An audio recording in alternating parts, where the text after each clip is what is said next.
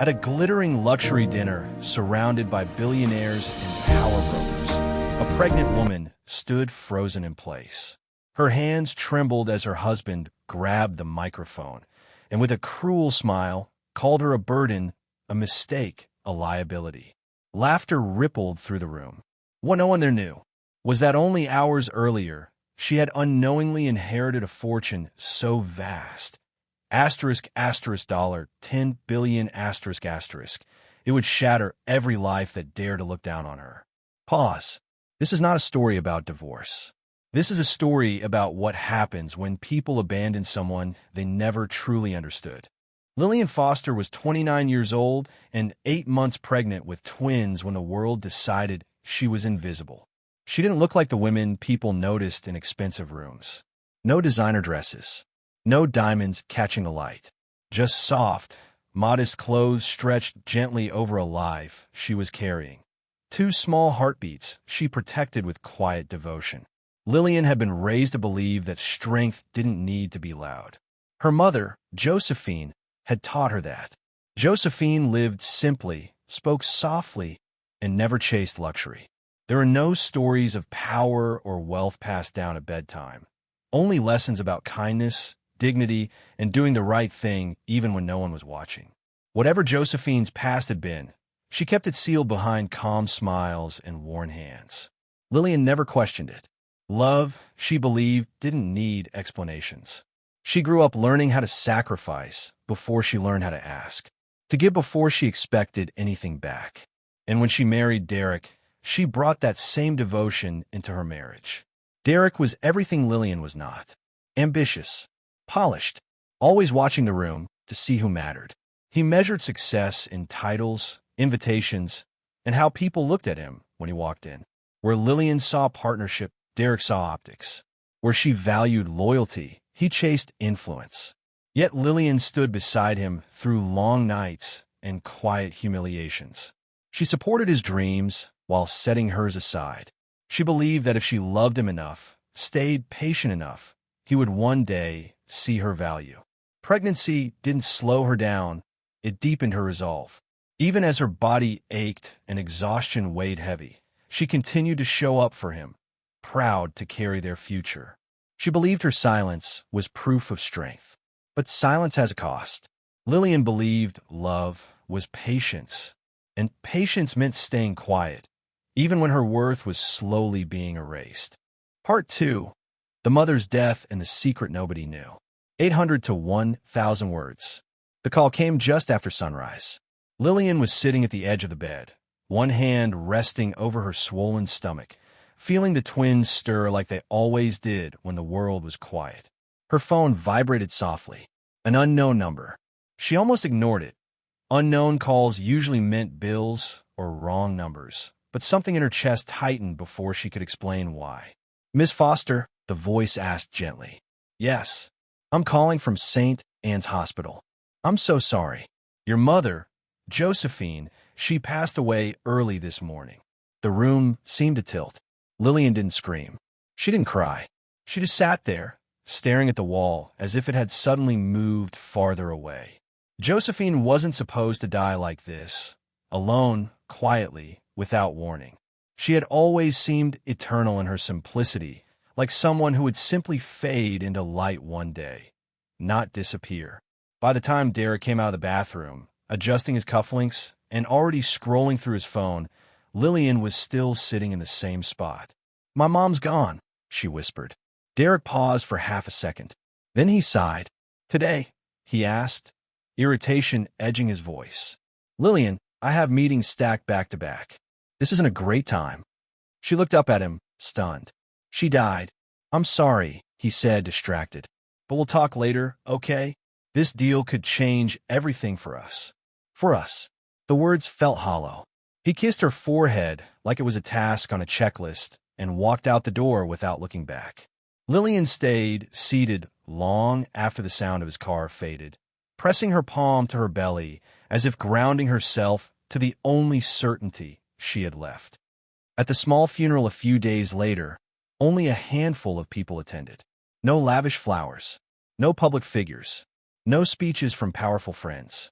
just a modest service that fit the woman Josephine had always appeared to be.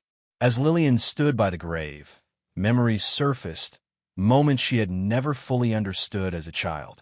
Josephine sitting by the window at night, watching the street like someone waiting for danger that never came. Josephine insisting they move often, never staying too long in one place.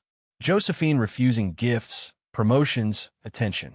And her words, always her words. People don't resent you for what you take, Josephine once said softly while folding laundry. They resent you for what they think you have. Another time, when Lillian had asked why they lived so simply, her mother smiled and replied, "Freedom is quiet. The louder your life becomes, the more people try to own it." Lillian had thought they were just philosophies, lessons from a cautious woman who feared the world too much. She had no idea they were warnings. 2 weeks after the funeral, life pressed on like nothing had happened. Derek was rarely home. When he was distant, talking about investors, dinners, appearances. Lillian's grief became an inconvenience. Her pregnancy, a complication. She stopped bringing up her mother altogether. What she didn't know was that in a private legal office across the city, an emergency meeting was unfolding. Josephine Hale, because that had been her real name, had not been simple. She had been invisible by design. For 3 decades, she had controlled an empire so vast it didn't need headlines. Her name never appeared in rankings. Her face never appeared in magazines. But her influence flowed quietly through global trusts, private equity networks, and sovereign partnerships. Governments listened when her representatives spoke. Corporations shifted strategies when her capital moved. Her personal estate alone was valued at $10 billion. Her indirect influence, spread through layered trusts and silent partnerships, touched trillions. And she had left everything to one person, her daughter, Lillian Foster. The lawyers followed protocol. A sealed letter was prepared, handwritten, as Josephine had requested. Inside were truths Josephine had never spoken aloud. Explanations, apologies, and instructions meant to protect Lillian until she was ready. The letter was sent by registered courier to Lillian's marital address. It required a signature. The delivery arrived on a Tuesday afternoon. Lillian was at a prenatal appointment. Derek was home early that day, pacing the living room, rehearsing a speech for an upcoming gala. When the courier knocked, Derek answered without hesitation. "Package for Lillian Foster," the courier said. "I'm her husband," Derek replied smoothly. "I'll sign." The courier hesitated briefly, then handed it over. Derek scribbled his name, took the envelope, and closed the door. He glanced at the return seal, an elite law firm he didn't recognize. His curiosity sharpened. He opened the letter, and in that moment, Derek Foster learned a truth that would rot him from the inside out. His wife, the woman he saw as expendable, was the sole heir to a fortune beyond imagination. Panic surged first, then calculation. This letter was not addressed to him, and it was not meant to arrive yet. Derek folded it carefully, slid it back into the envelope, and locked it away in his private safe. By the time Lillian returned home, the letter was gone, and with it, her last protection. She never knew it had arrived. She never knew it had been stolen. But from that moment on, the future of everyone involved had been quietly rewritten, because someone else had signed for that letter and changed everything. The ballroom glittered like a world Lillian was never meant to belong to. Crystal chandeliers hung low over polished marble floors. Men in tailored suits spoke in quiet confidence. Women draped in silk laughed softly, already knowing they were seen. This was not a family gathering. It was a corporate power event, hosted by Derek's company to impress investors and elites. At the center of it all stood Marissa Vale, Derek's boss, a woman whose presence bent the room toward her. Marissa didn't raise her voice. She didn't need to. People leaned in when she spoke. Her wealth wasn't flashy, it was absolute. When she entered, conversations paused. When she smiled at Derek, his posture straightened like a soldier receiving orders. Lillian arrived beside him, 8 months pregnant, her body heavy, her feet aching. She wore a simple navy dress, clean, elegant, but unmistakably modest. No diamonds, no statement pieces, just herself. And that was enough to make her invisible. No one offered her a chair. As Derek moved from group to group, shaking hands, laughing at jokes that weren't funny, Lillian was left standing near the wall, one hand supporting her back, the other resting protectively over her stomach. Conversations flowed around her as if she were furniture. Waiters brushed past her without apology. Guests glanced at her belly, then quickly away, as if pregnancy was an inconvenience they hadn't budgeted time for. She searched for Derek's eyes. When she finally caught his gaze, relief flickered, only to die instantly. He looked at her the way people look at a problem they don't want to deal with. Marissa called Derek over with a subtle motion of her hand. He went immediately. Lillian watched as Marissa leaned in, whispering something. Derek nodded, then laughed, then nodded again. Marissa glanced toward Lillian. Her eyes were sharp, calculating, dismissive. She said something else. Derek's jaw tightened. He walked away from Marissa and toward the stage where a microphone waited. Lillian felt a strange chill crawl up her spine. This wasn't planned. Not for her. Derek tapped the microphone. The room quieted instantly. "May I have everyone's attention?" he said, smiling broadly. "Tonight is about honesty, about growth, about cutting ties that no longer serve our future." Lillian's breath caught. Derek continued, his voice calm, professional. "Some partnerships begin with love, but end with reality." A murmur rippled through the crowd. He turned and pointed at her. "I want to make it clear, effective immediately, I am ending my marriage." The words hit her like glass. Gasps filled the room. Phones subtly lifted. Faces turned. He didn't even say her name, has become a liability. Emotionally, socially, professionally. Lillian felt the twins kick hard inside her, as if reacting to the shock. "A liability," Derek repeated, "and I refuse to let weakness hold me back." The room was silent now. Security moved before she could even speak. Two men stepped in front of her, blocking her path to the stage. "Sir, you'll need to leave," one said, not to Derek but to her. Lillian shook her head. I just need to talk to my husband." Derek didn't look at her. Marissa sipped her drink, watching with polite interest. The guards took her arms. Not roughly, but firmly. Publicly. Humiliation burned hotter than fear. "Please," Lillian said, her voice breaking. "I'm pregnant." One of the guards glanced at Derek. Derek nodded once. That was all it took. They escorted her out through the side entrance. The cold night air slammed into her lungs. Moments later, a suitcase flew out the door behind her, then another. Her clothes, her life, discarded. She barely had time to turn before Derek stormed out after her. "You embarrass me," he hissed. "Do you have any idea what you've done?" Her hands trembled. "What I've done." Before she could finish, his hand struck her face. The sound echoed. Phones were already recording. Someone gasped. Someone whispered. No one stepped forward.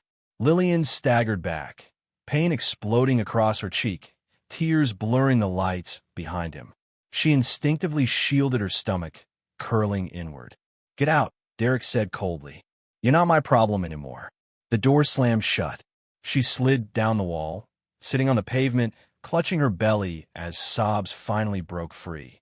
The twins moved again, restless, frightened. She whispered to them through tears, promising safety she didn't feel. Cars passed. People stared. A few recorded longer. No one helped. In that moment, Lillian Foster lost everything she thought she had. Her marriage, her home, her dignity. But something else was happening, quietly, invisibly, beneath the wreckage. As she sat there, shaking, abandoned, bleeding inside and out, the last illusion fell away. She realized she had been silent not because she was weak, but because she had been taught to survive that way. And survival was no longer enough. That night, as Lillian stood alone under the cold glow of streetlights, one hand on her bruised cheek and the other protecting the lives inside her, her marriage died. And in its place, something stronger was born. Lillian sat alone in her car, hands trembling against the steering wheel. The engine was off. The night was quiet. Streetlights cast long shadows across the windshield. Blurring through tears, she no longer tried to stop. Her cheek throbbed where Derek had struck her. Her body ached from standing too long, from stress, from carrying life while being treated as disposable. But she was alive, and somehow that mattered. She leaned her forehead against the wheel and breathed slowly, one hand drifting down to her belly. The twins shifted, reminding her that she was no longer allowed to break completely. Whatever came next, she had to survive it. As she reached into the passenger seat for tissues, her fingers brushed against something unfamiliar. A phone. Old. Slim. Scratched along the edges. Her mother's phone. Lillian froze. She stared at it, heart pounding. She hadn't even remembered taking it after the funeral. It must have slipped into her bag during those foggy days when grief blurred everything.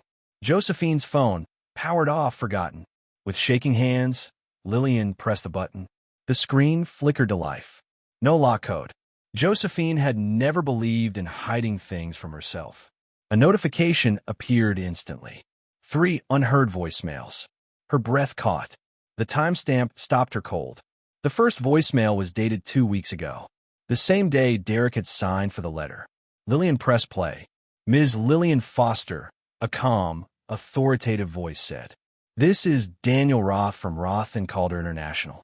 We've been attempting to reach you regarding the estate of Josephine Hale. Please contact us immediately. Time sensitive.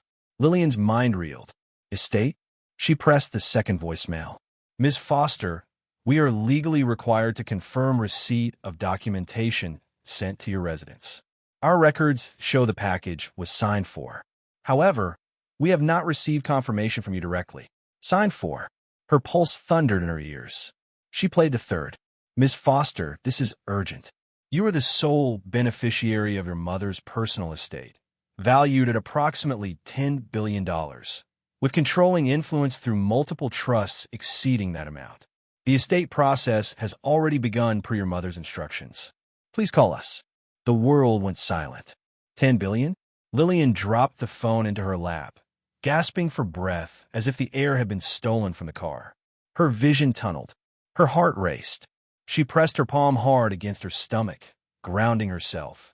Her mother, Josephine, the quiet woman who folded laundry at night and warned her about resentment, about silence, about freedom.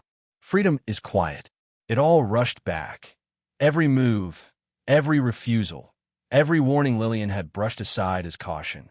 Josephine hadn't been hiding from poverty. She had been hiding from power. Lillian scrolled through the call log. Missed calls. Emails forwarded to a dead inbox. Certified delivery confirmations. And then she saw it. A scanned receipt. Signed by Derek Foster. Her hands went cold. The letter. The sealed letter her mother had written. It had reached her home, and never reached her. Lillian closed her eyes as the final pieces clicked into place, not slowly, but violently. Derek hadn't discovered the truth by accident. Someone had known before him. Someone powerful. Someone who stood in that ballroom and watched her be erased without lifting a finger. Marissa. The way Marissa had looked at her. The whisper before the microphone moment. The confidence with which Derek destroyed his own marriage. Derek hadn't led. He had followed, used as a blade by someone who understood exactly what Josephine Hale's name meant in the wrong hands. Lillian scrolled further, one last file attached to a voicemail. A brief note. Asterisk if you're hearing this. Lillian, it means someone interfered. Trust only the name at the bottom. Asterisk. An address. A lawyer. The one person Josephine had trusted enough to write into her final contingency. The next morning, bruised but composed, Lillian walked into a quiet office building far from the city's shine. No glass towers, no logos, just discretion. The receptionist didn't ask questions. She simply nodded and escorted Lillian inside. The lawyer stood when she entered. Older, calm, eyes sharp but kind. Miss Foster, he said gently. I'm Samuel Reed. Your mother asked me to prepare for this possibility. Lillian's voice trembled. She knew. She anticipated interference, he replied. That's why the estate began automatically upon her death. No announcements. No public filings. Quiet. Lillian swallowed hard. The letter never reached me. We know, Reed said. It was intercepted. Destroyed. Burned, Lillian whispered. Reed nodded once. We traced the breach. It leads back to Marissa Vale's private counsel. Your husband was collateral. Lillian didn't defend Derek. There was nothing left to defend. She told Reed everything. The slap, the public divorce announcement, the security guards, the suitcases, the videos. Reed listened without interrupting. When she finished, he slid a folder across the table. Medical documentation, witness statements, timestamp footage already secured. Abuse doesn't disappear just because money enters the picture. Lillian stared at the folder. So what happens now? She asked quietly. Reed leaned back. Now, we do exactly what your mother planned. He explained the structure, the trusts, the legal walls, the timeline. Derek would receive nothing. Marissa would never touch a cent. Everything would unfold slowly, cleanly, irreversibly. No confrontation, no emotion, no warning. Power didn't need a shout. Lillian placed a hand over her stomach, feeling the twins move calmly this time. For the first time in months, she felt steady. They think I'm weak, she said softly. Reed smiled faintly. They always do, until it's too late. As Lillian stood to leave, bruised but unbroken, she understood something her mother had tried to teach her all along. Silence wasn't surrender. It was strategy. They thought silence meant weakness, but silence had been preparation. Part 5. The will reading that shook them all. 550 to 650 words. The grand courtroom was silent, the air thick with anticipation. Derek and Marissa entered first, their confidence sharp, polished, and perfectly rehearsed. Derek adjusted his tie, flashing a practiced smile. Marissa's heels clicked across the marble floor, each step announcing authority she believed no one could challenge. They looked certain they were in control. Lillian entered last. Simple navy dress, hair pulled back, hands folded over her belly. Not a hint of fear, not a trace of desperation. She didn't need to assert herself. Her presence alone carried quiet power. The judge called the room to order. The lawyers began the formal reading of Josephine Hale's will. Every word cut through the room like precision. To Ms. Lillian Foster, the lead attorney read, I bequeath the entirety of my personal estate, valued at $10 billion. Additionally, all controlling interests and trusts, both domestic and international, are to be administered under her sole discretion. A murmur ran through the attendees. Derek's smile faltered. Marissa's eyes narrowed, trying to grasp the reality. The lawyer continued, carefully, deliberately. Furthermore, evidence confirms the interception of legal correspondence meant for Ms. Foster, as well as documented abuse and public humiliation perpetrated by Mr. Derek Foster. These actions are noted and will be considered in the administration of the estate and related trusts. Derek's hands trembled, curling into fists at his sides. He swallowed, his mouth dry, words failing him for the first time in years. Marissa's face, once composed, tightened. Her control was slipping. The courtroom whispered, eyes shifting between the parties. Legal consequences were already in motion, quietly but inevitably. And then Lillian did nothing. She didn't raise her voice. She didn't need to. She simply looked ahead, calm, composed, untouchable. Every ounce of fear, every ounce of pain she had endured was distilled into a single, unshakable presence.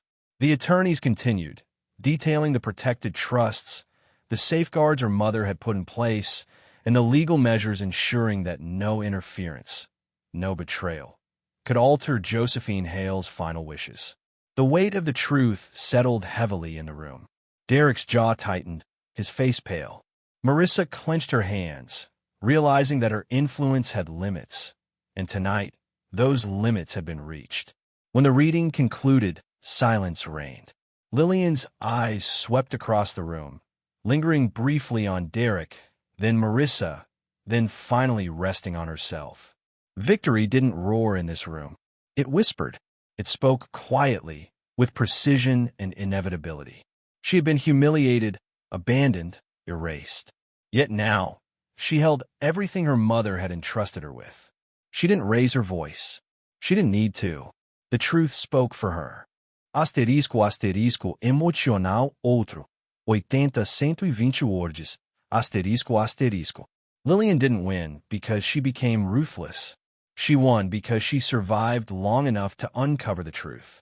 The people who tried to erase her, the husband, the so-called friends, the powerful elites, only reveal their own flaws, their own weaknesses. If you've ever been silenced, underestimated, or abandoned, remember this. What's meant for you may be delayed, obscured, or challenged, but it cannot be destroyed. Back-end index pointing right, like, subscribe, and share this story with someone who needs to hear it. Back-end index pointing right, because sometimes silence isn't weakness. It's preparation, strategy, and power waiting for the perfect moment.